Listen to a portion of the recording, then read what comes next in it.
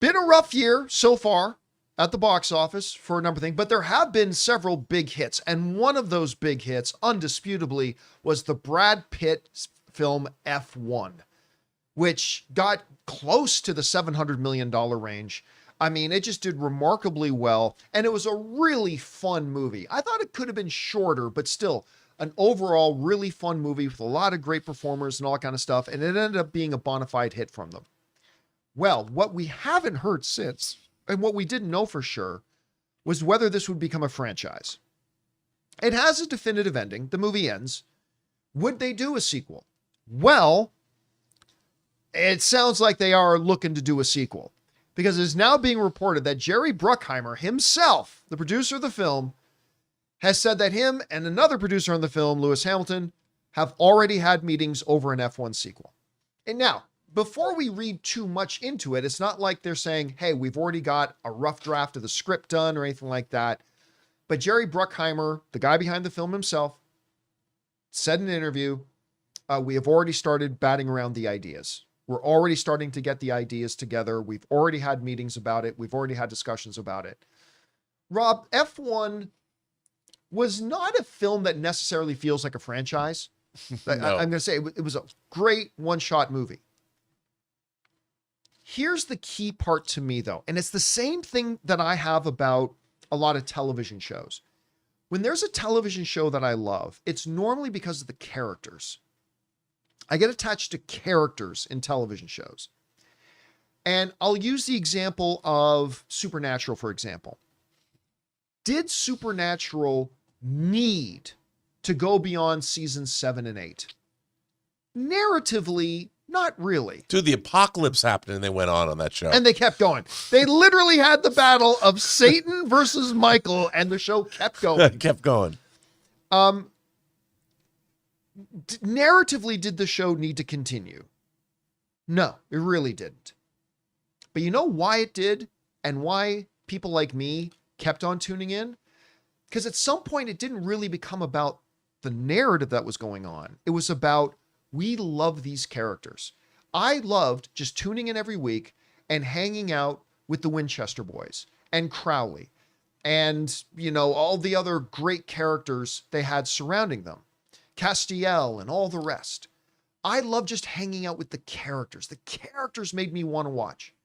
It was the same thing with The Hangover. Now listen, The Hangover sequels turned out to be poop. But I was so excited for a second one, not because like, well, what are they going to do? Go back to Vegas again? But I loved the characters. Yeah. And if Highlander 2, if what's the name of the franchise? I just said it.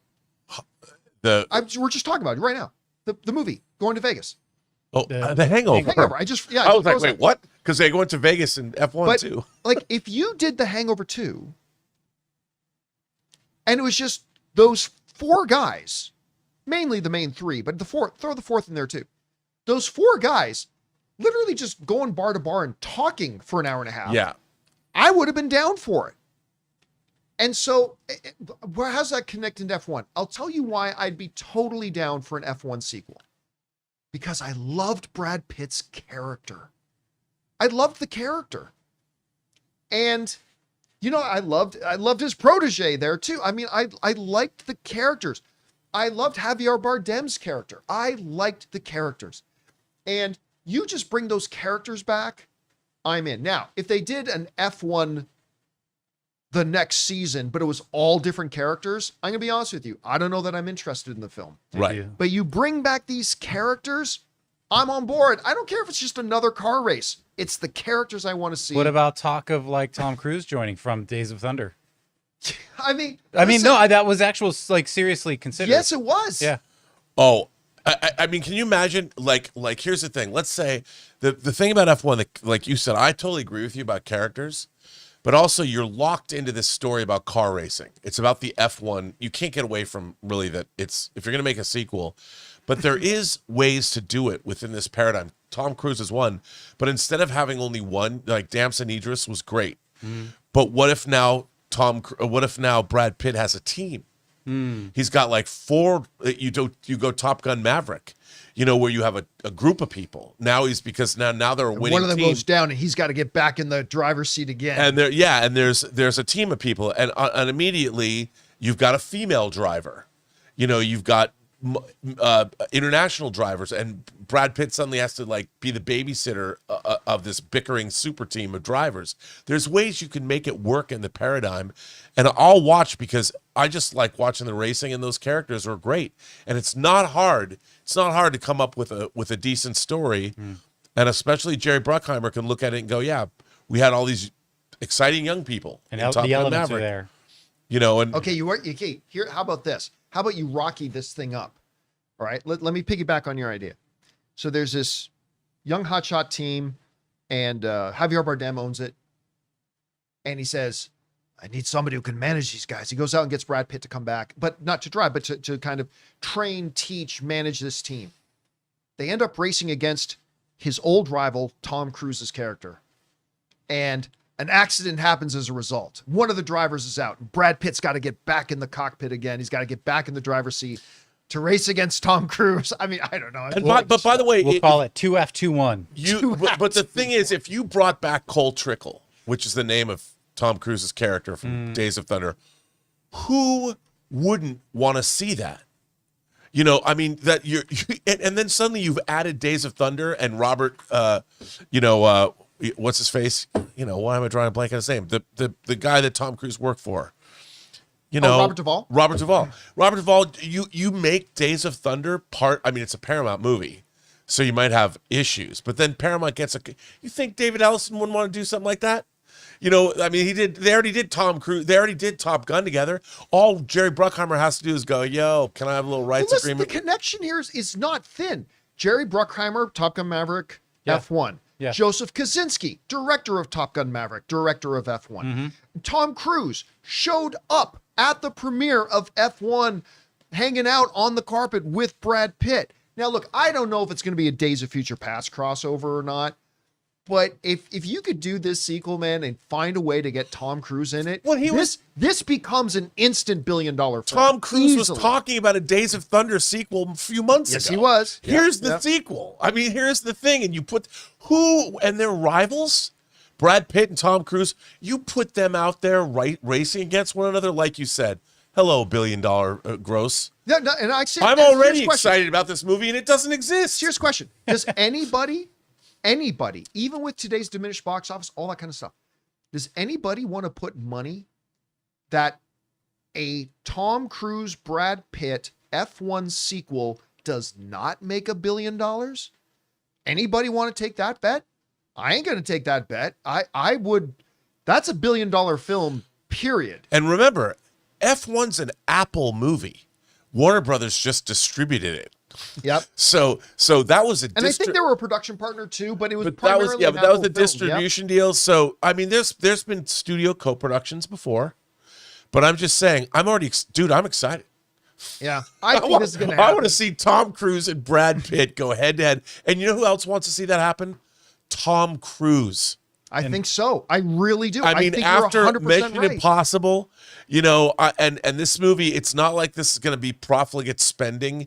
You know that F1, they've already made it. They already have the production paradigm. You go through the same thing. You know how to do it. The Lewis Hamilton, who they're meeting with, is the real F1 driver who was a producer on producer on the film. because he's their entryway into the F1. They need to shoot at F1 races.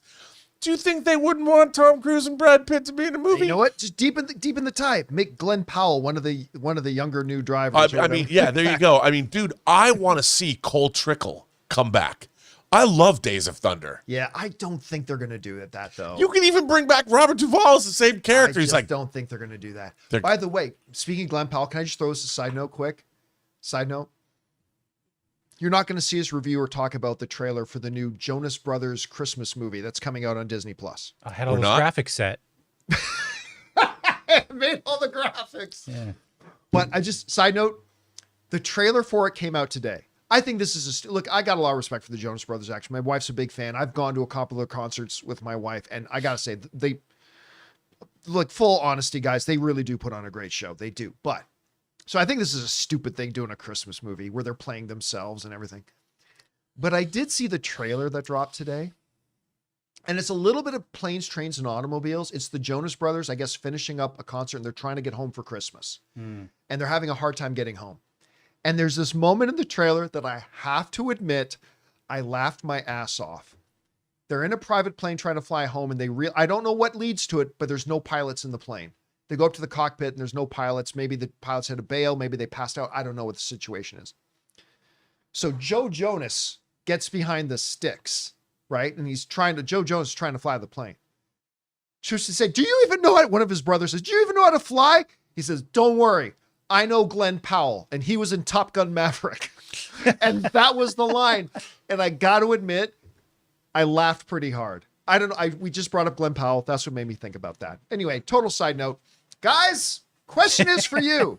How much are you looking forward to the Jonas Brothers Christmas movie? No. What do you think about them doing an F1 sequel? I think you got to do it. And at this point, I don't think you can do it without Tom Cruise. I think you got to have Brad Pitt and Tom Cruise in this instant billion-dollar film. I just want to see that movie. I do too. Whatever you guys think about this, jump down to the comments section below and let us know your thoughts. Hey guys, thanks so much for watching this video. Make sure you like the video, leave a comment, and subscribe to our channel. And don't forget, we have a daily podcast called the John Campea Show podcast, available on Apple Podcasts, Spotify, or your favorite podcasting app of choice. Go and subscribe to it today so it'll be there when you need it.